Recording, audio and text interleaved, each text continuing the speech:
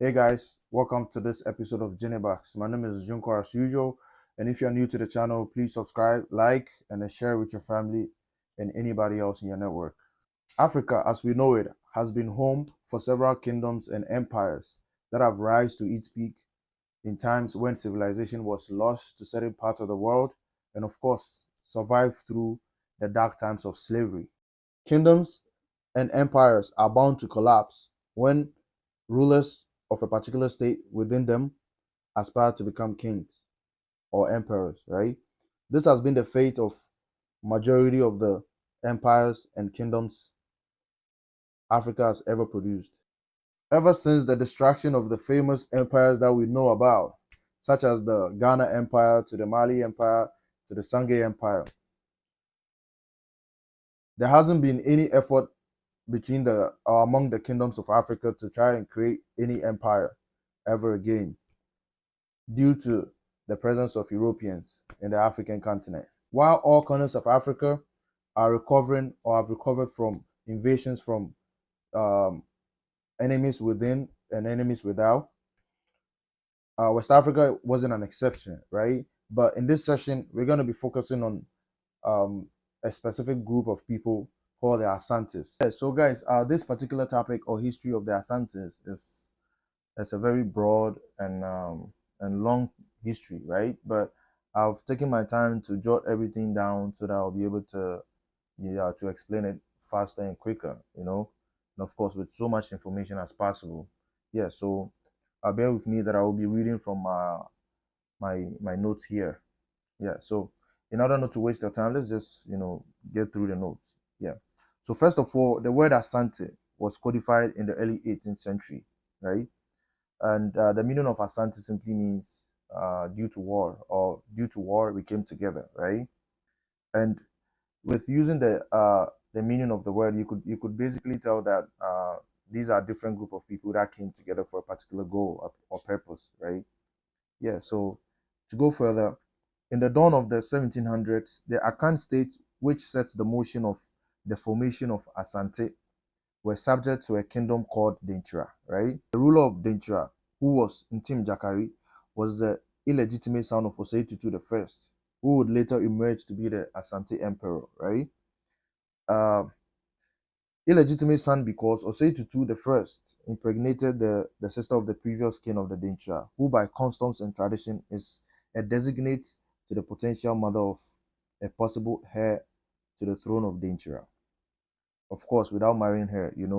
So to dumb it down, it simply means that Osei Tutu impregnated a woman whose son could potentially be the king of Denkyira, right? Because the accounts, just like majority of the African cultures, are matrilineal. You get me? So the king at that time was pissed off at Osei Tutu the first, because how could he defile? I mean, not defile, sorry, but how could he do that to? I mean, to a royal? You get me? Without marrying her, you get me? So that's why Ntim Jakari is considered as illegitimate son, right? But so eventually, due to his mom, he was able to be crowned the king of Denkyira, right? And this is someone who liked so much of to show wealth and and power and everything. Like he basically abused his power in certain ways, but in some ways too, he showed the wealth of his kingdom. You get me? For example, he had a golden owari. Like it's owari. It's more like a game that it's very common among the accounts. It moves like draft, but it's actually not draft. You get me? So yeah, and also he had let's say a golden mask that he puts on to go to war and other occasions. You get me? So he basically just flaunted his wealth. You get me? Yeah. So that's Intim Jakari for you. Yeah. To move further, Intim Jakari imposed outrageous demands on the states where his father Osei Tutu came from, on top of the yearly tribute which was already presented to him.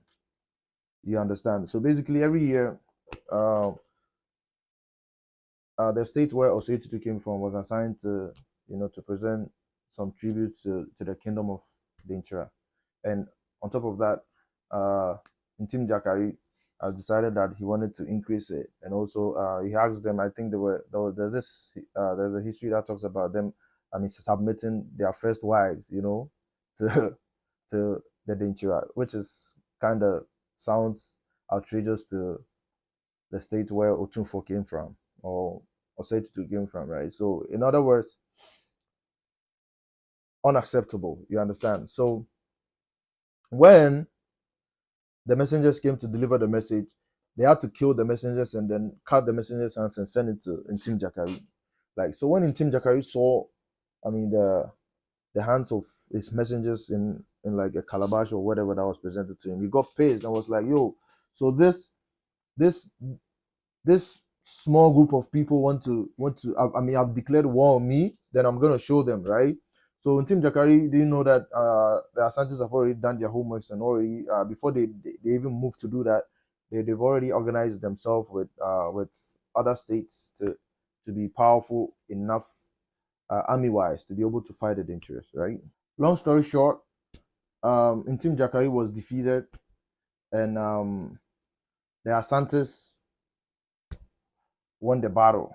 You get me? So, and Team Jakari's head was eventually cut off when Osetutu the first didn't want his son's head to be cut off. He wanted him alive, but unfortunately, before he could get there, the troops that were leading already, did what they had to do. You get me? So, at this point, Akofanoche suggested that they needed to keep the alliance because he saw the benefit of the togetherness. You get me? So, and he also told them that he foresaw this thing, a great empire coming out of this alliance, right? So, in order for the great empire uh, to materialize, they had to, bring their authorities in front of him. The authorities is basically their their thrones or stools, So all of them, all of the states brought their stools and then dug a big hole and then dropped everything in it and then covered it. So this is basically saying that all of your authority has been submitted to this cause, right?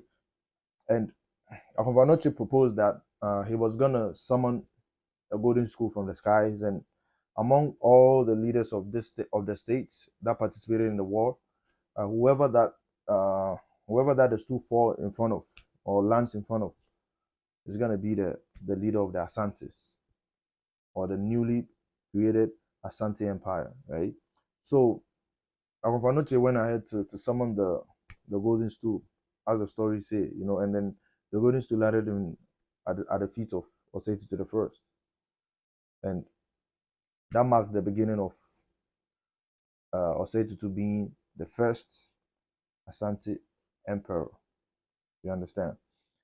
Well, not like some took it like like that because others opposed it and said Osei tricked them. Sorry, Okonfanoche tricked them because Osei was his best friend and they've known each other, and so it was a planned thing they did and trying to deceive the people and all. But eventually, everybody they all came to an understanding and they agreed and allowed Osei to remain the king or the emperor of the Asante kingdom. There's a lot of misconception of misunderstanding of the Asante people, right? Uh, you could see a lot of people talking online about on the socials about Asantes acting like they are, I mean, they own Ghana or like they are better than the other tribes. Like, it's not the case. Actually, I'm not an Asante, right? But truth is that they have preserved the culture in a way that it's attractive. You get me? It's really attractive.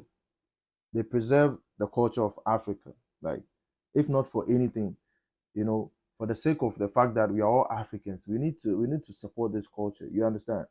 Even from afar, you can actually support it in a way. You get me? Not to disrespect it. I respect the Asante like so much. Like, I mean, my bucket list. I mean, one of the stuff that I want to do in my bucket list is to meet him. To be honest, I admire him a lot, and it's well composed, and he befits a king. You get me? You understand my point? So basically, I would want us to just try to to support the Asantis and whatever they do. These are stuff that a lot of our I mean a lot of kings and some chiefs in Africa that are not prioritizing. But these people, the Asantis, are really much prioritizing what their culture and history, and they've preserved their history like perfectly. You understand? To the certain level that it attracts even outsiders. You understand? So please and please and please, let's not try to show some hate to these people and all that. No, I mean these are our brothers and sisters, of course. And thank you so much for being around. And I appreciate the time that you spent to watch this video. And I hope you learned one or two from it. And I hope to see you soon. Peace out.